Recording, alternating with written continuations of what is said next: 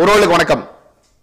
அதாவது நம்ம என்ன வார்த்தைகளை எதிர்வினையா ஆற்றணும், நம்ம என்ன வார்த்தைகளை பேசணும் அப்படின்னு யாரு முடிவு பண்றானா, எதிர்ப்புற நம்மளை விமர்சனம் செய்யறவங்க தான் முடிவு பண்றாங்க.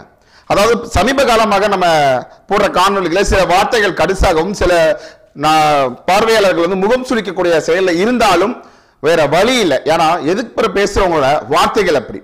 அதுக்கு சின்னதா ஒரு உதாரணம் ஒன்று காட்டுறேன் பாருங்க.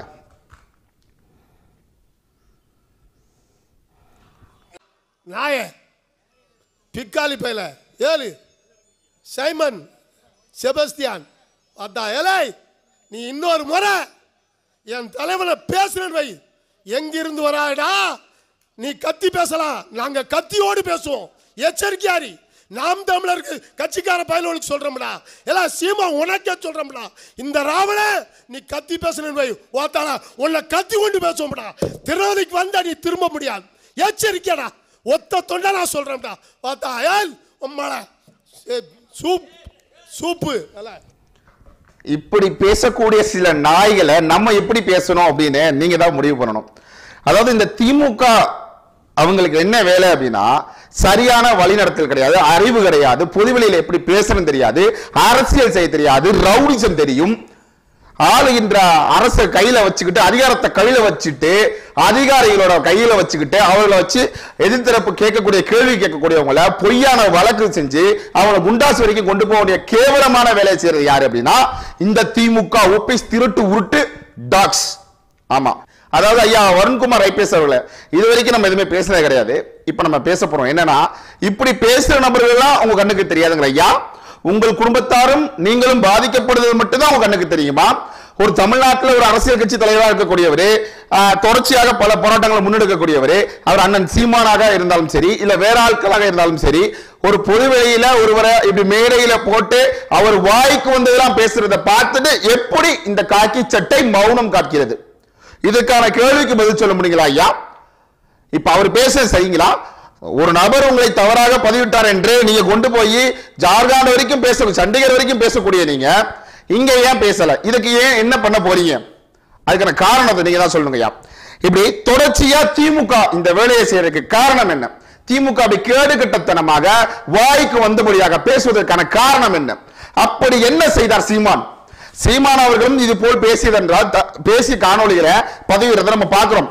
அண்ணன் சீமான் பேசுறது தனிப்பட்ட உரையாடல்ல சில கோபத்தின் வெளிப்பாட்டில் அவர் பேசுறது வேற. இப்படி பொது மேடையில ஒரு அரசியல் தலைவரையோ அல்லது அரசியல் விமர்சனர்களையோ அல்லது மற்ற நபர்களையோ ஆட்சியில் இருக்கக்கூடிய அதிகாரத்தில் இருக்கக்கூடிய அதிகாரிகளையோ யாரையும் இப்படி கேவலமாக கீழ்த்தனமாக அண்ணன் சீமானும் நாம் தமிழர் கட்சி தம்பிகளும் தங்கைகளும் அண்ணன்களும் பேசியது கிடையாது. இது உண்மை.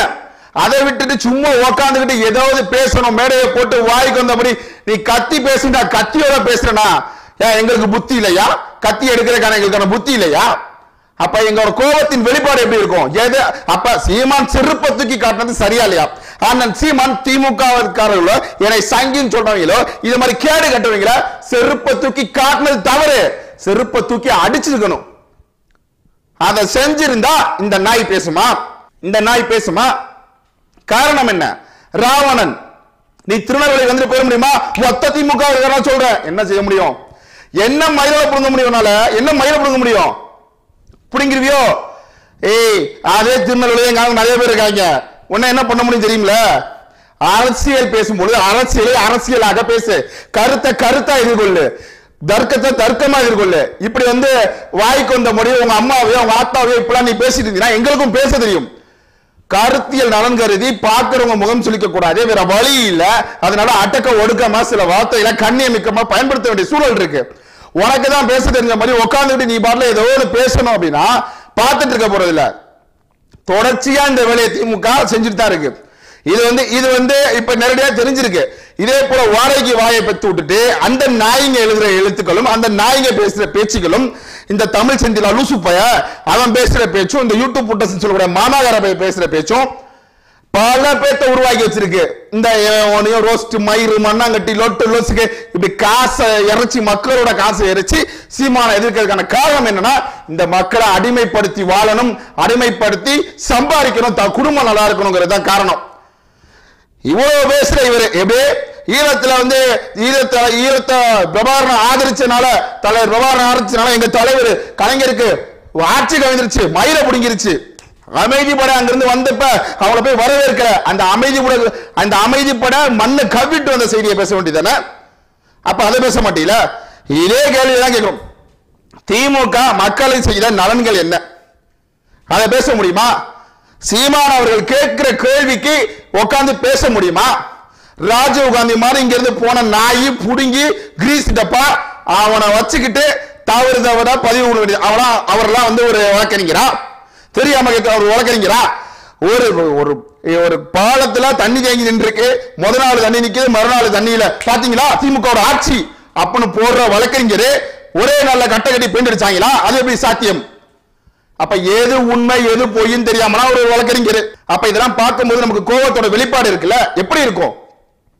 தொடர்ச்சியா ஒரே ஒரு நபர், தனி மனிதன் சீமான், தமிழ் தேசம் பேசக்கூடிய இந்த தமிழகத்துல ஒருவர் இருக்காரு அப்படின்னா அது அண்ணன் சீமான். சீமான் அவர்களை எதிர்த்து பேசுறதுக்கான காரணம் என்ன? ஏன் இவ்வளவு பணம் செலவழிக்கப்பட வேண்டும் சீமானை எதிர்ப்பதற்கு? இதெல்லாம் கேள்வியா இருக்குல்ல. நீங்க பாட்டுக்கு உட்கார்ந்து எதையோ பேசி, அதாவது இந்த தமிழ் தேசியத்தை, இந்த தமிழ் மண்ணை ஒரு தமிழன் ஆளக்கூடாது அப்படிங்கிறதுக்கு எப்படி வந்து இந்த திராவிடர்கள் செய்யக்கூடிய வேலைகளை நம்ம பார்த்துட்டு தான் இருக்கோம் தொடர்ச்சியா. இவர் பேசியது போல 100 விழுக்காடு, இவருக்கு மேல 100 மடங்கு என்னாலே பேச முடியும். நாம் தமிழ் கட்சியில் இருக்க தம்பி அண்ணன்கள், அண்ணன் சீமானாலே பேச முடியும். பொதுவெளி நாகரிகம் கருதி வாயிலை அடக்கி என்னென்ன கேள்விகளை கேட்கணுமோ அதை மட்டும் தான் கேட்டு இருக்கு. கேட்கிற கேள்விக்கு தெளிவா பதில் இருக்கா? அரசியல் ரீதியா பேசக்கூடிய கேள்விக்கு, முன்வைக்கக்கூடிய கேள்விக்கு பதில் இருக்கா? அதுக்கெல்லாம் பதில் இல்லாத உட்கார்ந்துட்டு எதையோ பேசணும்னா என்ன காரணம்? அப்ப வந்தவன் போனவளா ஆளணும். இந்த நாட்டிலே பிறந்து இந்த நாட்டிலே இருக்கக்கூடிய அந்த தமிழ் மண்ணை நேசிக்கக்கூடிய தமிழ் மண்ணில் பிறந்தவன் இந்த தமிழ்நாட்டை ஆளக்கூடாது. தொடர்ச்சியாக ஐயா எம்ஜிஆர் எடுத்துக்கிட்டு, ஐயா கலைஞர் எடுத்துக்கிட்டு, இப்ப அவர் பையன் ஸ்டாலின் எடுத்துக்கிட்டு, அதுக்கு முன்னாடி அம்மா ஜெயலலிதாவை எடுத்துக்கிட்டு தொடர்ச்சியாக இந்த மண்ணை சாராதவர்கள் ஆண்டாங்க. ஐயா இபிஎஸ் இடைப்பாட்ட காலத்துல வேற வழி இல்லாம இருந்தாரு. அதையும் ஒரு திராவிட கருத்தை முன்னிச்சுதான் ஆண்டாரே தவிர தமிழ் தேச கருத்தை வச்சு ஆளல. அப்போ ஒரு வேகம் எப்படி இருக்கும், ஒருத்தருக்கு எவ்வளவு கோபம் இருக்கும். ஏன் நமக்கு பேச தெரியாதா? நமக்கு பேச தெரியாதா? நீ கத்தி பேசுனா, கத்தியோட பேசுனா வன்முறை தூண்டுறியா? என்ன வன்முறை தூண்டுறீங்களா? ஏன் இதெல்லாம் இங்க கூட இப்ப எல்லாம் காவல்துறை கை கட்டி வேடிக்கை பார்த்து கொண்டிருக்குதா? வாய் பத்தி காவல்துறையால பேச முடியுமா? வாய் வந்து பேச வேண்டியதானே? தவறு செய்தால் எவன் தவறு செய்தாலும் தவறு தானே சொல்ல வேண்டியதானே? சட்டம் தன் கைகளில் இருக்கிறது, இரும்பு கரம் கொண்டு அடக்கி கொண்டு இருக்கோம். யாரு? ஐயா ஸ்டாலின் பேசினாரு. சட்டம் நேரடி கட்டுப்பாட்டு இருக்கு. ஓ, இதுக்கு பேர் தான் நேரடி கட்டுப்பாடா? நீ கத்தி பேசுனா கத்தி எடுத்து பேசணும், உங்க ஆட்கள் பேசுறதுதான் நேரடி கட்டுப்பாட்டுல இருக்கா? கோபத்தின் வெளிப்பாட்டுல வார்த்தைகள் பயங்கரமா வரும். வேற வழி இல்லாம அமைதியா பேச வேண்டியதை பேசணும் என்று வேற வழி இல்லாம பேசிட்டு இருக்கோம். கருத்து ரீதியாவும் பேச தெரியும், ஒன்ன மாதிரி தற்குறித்தனமாவும் பேச தெரியும். பேச தெரியாம இல்ல, பேச தெரியாம கிடையாது. சும்மா உட்காந்துட்டு இதை பேசணும்னு பேசிட்டு இருக்க கூடாது. அவனையா கூப்பிட்டு வச்சு மேடை போட்டுட்டு திருநெல்வேலிக்கு வந்துட்டு போய் பாரு, ஒத்த தமிழ ராவணா சொல்ற. என்ன ராவணன் ஒத்த தமிழ் ஒத்த ஆள என்ன சொல்ற? திமுக காரனா என்ன சொல்லுவ? என்ன உள்ள உன்னால சீமா வந்துட்டு போயிட்டா செத்து போயிருவியா? தூக்க மாட்டேங்கிறியா? இல்ல கத்தி பேசுறது, கத்தி எடுத்து கத்தி எடுத்து கழுத்து குத்தி செத்து போயிருவியா? கட்டவர் மயிறு கூட போக மாட்ட. யாரு? அண்ணன் சீமானுக்கு இல்ல, ஏன் கட்டவர் மயிறு கூட நீ போக மாட்ட. நீ எல்லாம் பேசுற என்ன பேச்சு பேசுற? உனக்கு தலைவனா மூக்குலையும் காதலையும் வேற தூக்கி விட்டுக. சும்மா உட்காந்து இங்க இருக்கவனாச்சு பேசணுங்கிற அவசியம்லாம் உனக்கு கிடையாது. சும்மா உனக்கு தான் உட்காந்து பேச தெரிஞ்ச மாதிரி ஏய் சீமான் என்னங்கடா? ஏன் கழுத்தறுக்க போற பண்ணி மாதிரி கத்திட்டு இருக்க கூடாது. நாகரிகமா பேசி பொது சபையில ஒரு பொது மேடையில எப்படி பேசணும், அதை கை தட்டி ரசிக்கக்கூடிய ஒரு கூட்டம், ஒரு எதிர்ப்பு தெரிவிக்காத ஆட்கள் இருக்கும்போது என்ன நீங்களா ஆட்சி நடத்தி மக்கள் நலனை காப்பாற்ற போறீங்க? 30 லட்சம் வாக்கு வாங்கின ஒரு தமிழ் தேசத்தை கொண்ட ஒரு அரசியல்வாதிக்கு ஒரு பொது வெளியில பகிரமா ஒரு மிரட்டலும் ஒரு கேவலமான வார்த்தைகளை பேசும்பொழுது சாதாரண மக்களை எப்படி நீங்க கையாளுவீங்க சொல்லுங்க? சாதாரண மக்களை எப்படி உன்னால கையாள முடியும்? வெக்கங்கட்ட அரசு இது. நான்கு செத்து போலாம். சட்டம் தன் கைகள் இருக்கு, சட்டத்தை இருமுகரம் கொண்டு அடக்கணும். என்னத்தை அடக்குறீங்க? உங்க ஆட்களை வச்சு மிரட்டி பாக்குறீங்களா? சொல்லுங்க, மிரட்டி பாக்குறீங்களா? இந்த போல வேலையை இந்த திமுக தொடர்ச்சியாக கேவலமாக செய்யும். ஏன் அப்படின்னா இந்த மண்ணை அவங்க ஆளணும், தமிழர் அல்லாத இந்த தமிழ் மக்களை நாசமாக்கணும், இங்க இருக்கக்கூடிய வளங்களை அழிச்சு சின்னபுரமாக்கணும், இந்த தமிழ் தாய் சொல்லக்கூடிய இந்த தமிழ் நிலப்பரப்ப கற்பழிக்கப்படணும். அது எப்படி மலைகளை வெட்டு, குளங்களை அழி, வீடுகளை கட்டு அப்படின்னு இந்த தமிழ் மண்ணை கற்பழிக்கப்படணும். அதுக்கான காரணம் தான் இந்த திமுக அந்த வேலையை செஞ்சுட்டு இருக்க தவிர வேற ஒண்ணும் கிடையாது. அண்ணன் சீமான் பேசக்கூடிய பேச்சுக்கும் கேள்விகளுக்கும் நேரடியாக பதில் சொல்ல ஏதாவது ஒரு திராவிட தற்குறி இருக்கா? ஒரு திராவிட தற்குறி இருக்கா? அதை விட்டுட்டு சீமான் சைமான் என்னடா என்ன சும்மா அவங்க வாய்க்கு வந்தவெல்லாம் பேசிட்டு இருக்க கூடாது. அவ்வளவு வெறி, மாப்பிள்ளைக்கு அவ்வளவு விரும்பாங்களே அது மாதிரி அவ்வளவு வெறி. சும்மா உட்காந்து ஏதோ வந்தவன் போனவங்களா நீ ஆண்டுட்டு இருக்கனால நீங்க சொந்த மண்ணில் பிறந்துட்டு நீங்க உட்காந்து உன்ட்டெல்லாம் பேச்சு வாங்கணும் தலையெழுத்து. என்ன பண்ண முடியும்? என்ன பண்ண முடியும்? மரியாதையா பேசினா மரியாதையான வார்த்தைகள் வரும். இதே போல எங்களுக்கும் எல்லாம் பேச தெரியும், பயங்கரமா பேசுவோம். வேணாம், கேட்ட கேள்விக்கு பதில் நியாயமா நேர்மையா மனசுல கை வச்சு நான் எந்த தவறு செய்யலன்னு பேச முடியுமா? எந்த திமுக ஒருத்தனுக்காவது? அதை விட்டுட்டு என்னமோ உட்காந்து பேச வேண்டியது பேச்சு கேவலமா இருக்கு. கேவலமா இல்ல, சரியா பேசுங்க, இல்லைன்னா சண்டை தான் வரும். நான் வந்து ஆயுதம் இந்தியோ இல்ல வேற மாதிரி சண்டைகள்லாம் கிடையாது. கருத்தியல் ரீதியா அரசியல் ரீதியா எங்களால் சண்டை செய்ய முடியும், இயலும். இந்த திமுக மரமணி நான் கத்தி எடுத்துட்டு வருவேன், அருவா எடுத்துட்டு வருவேன், வெட்டு குத்தாக்கிடுவேன், குடும்பத்தை வெட்டிடுவேன், கொளுத்திடுவேன், அப்படி கிடையாது. நாங்க நேர்மையா என்னத்தை பேசணுமோ, இந்த மக்களுக்கு என்னத்தை கொண்டு போகணுமோ அதை கண்டிப்பா கொண்டு போவோம். இவ்வளவு பேச்சு அண்ணன் சீமானை பேசுவதற்கு காரணம் என்ன? தினம் 10-15 காணொளிகள் வெளியாகிறது. அண்ணன் சீமானை விமர்சிப்பதற்கென்றே 10-15 காணொளிகள் பல ரூபாய்களை செலவு செய்து வெளியாகிறது. இதுக்கு ஆட்சியாளர்களும் துணை போகிறார்கள், அதிகாரிகளும் துணை போகிறார்கள். கேவலமா இல்ல? அப்ப இங்க பவர் யாரு? இங்க ஹீரோ யாரு? அப்ப அரசியல் சூப்பர் ஸ்டார் சீமான் ஒத்துக்கிறீங்க தானே?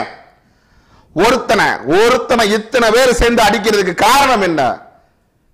இத்தனை பேர் சேர்ந்து அடிக்கிறவன் வீரன் அல்ல, அந்த ஒருத்தன் தான் வீரன். எங்க அண்ணன் தான் வீரன். அரசியல் சூப்பர் ஸ்டார் எங்கள் அண்ணன் தான். இதுல மாற்றுக்கிறதே கிடையாது. இதுக்கு பொங்கிட்டு வர என்ன பொங்க போற சொல்லு? ரஜினி இப்ப எதுக்கு செஞ்சிச்ச? ரஜினி இப்ப எதுக்கு செஞ்சுத்தானா? அந்த ரஜினியை வச்சுதான் உங்களால் படம் எடுத்தாங்க, அந்த ரஜினி தான் நானே வெளியீட்டு விழா கூப்பிட்டாங்க, இதெல்லாம் கேட்க வேண்டியதானே? இல்ல இதுல விஜய் வேற திடீர் கிடைக்கிறா, சந்திரசேகரே நீங்க தான் வந்தீங்க, ஐயா கலைஞர்கிட்ட வந்துருந்து எனக்கு எழுதி கொடு, என் பையனுக்கு படம் வேணும்னு எழுதி கொடு. என்ன பேச்சு? விஜய் கூத்தாடினா உதயநிதி ஸ்டாலின் என்ன கும்மால மாடியா? அதுக்கு பதில் பேச முடியுமா? அவர் படங்கள் நடிக்கலையா? ஐயா ஸ்டாலின் ஆரம்ப காலகட்டத்தில் படங்கள் நடிக்கவில்லையா?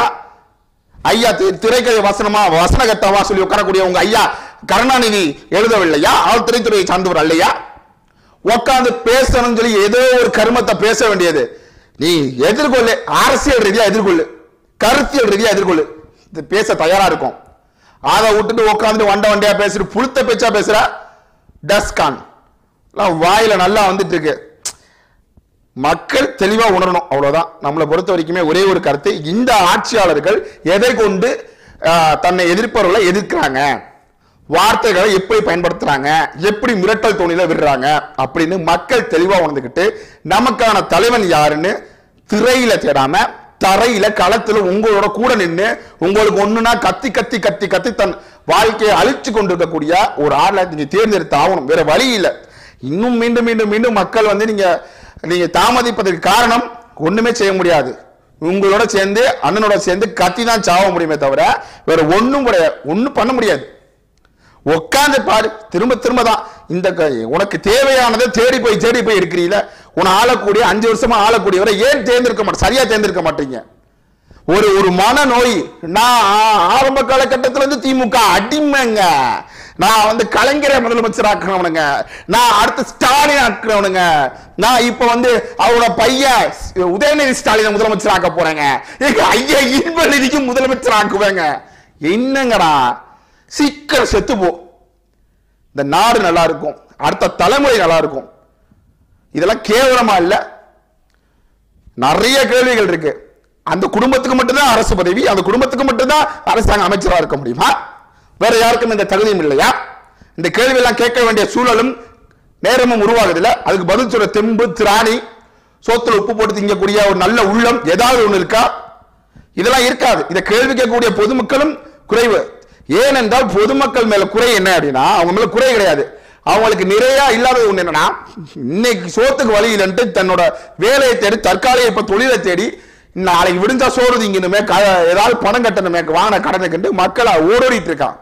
அப்படி ஓடோடி மக்களை வறுமை நிலையை வச்சுக்கிட்டு இங்க இருக்கக்கூடிய டாஸ்மாக் அவனை கையில வச்சுக்கிட்டு கொடுக்கக்கூடிய 1000 ரூபாவை வந்து மொத்தமா வாங்கி புடுங்கி கொண்டு போய் ஒரு பொட்டியில ரொப்பிக்கிட்டு இது அரசு நடத்துதா? யார் வந்து பெண்களுக்கு இலவசமாக பேருந்துல கேட்டா? யாரு கேட்டா? அறிக்கை அவங்க பாட்டுக்கு விட்டுட்டு போறீங்க. 1 மடங்கா இருந்தது 3 மடங்கா இன்னைக்கு பேருந்து போக்குவரத்து கடன்ல இருக்கு சொல்றாங்க. செய்தியில பார்க்கும்போது தெரியுது. காரி துப்பணும். 2000 கோடி இருந்தது 6000 கோடிக்கு மேல போயிருக்காங்க. என்ன காரணம்? யாரு காரணம்? இன்னும் முழுசா 4 வருஷம் முடியல. இதெல்லாம் ஒரு ஆட்சி. இது வந்து திராவிட மாடல் ஆட்சி. வெக்கங்கட்ட பயில்வ இதெல்லாம் பேசணும்னு பேசிட்டு உட்கார்ந்துட்டு இதை மக்கள் தான் தெளிவா உணரணும். வேற வழியே கிடையாது.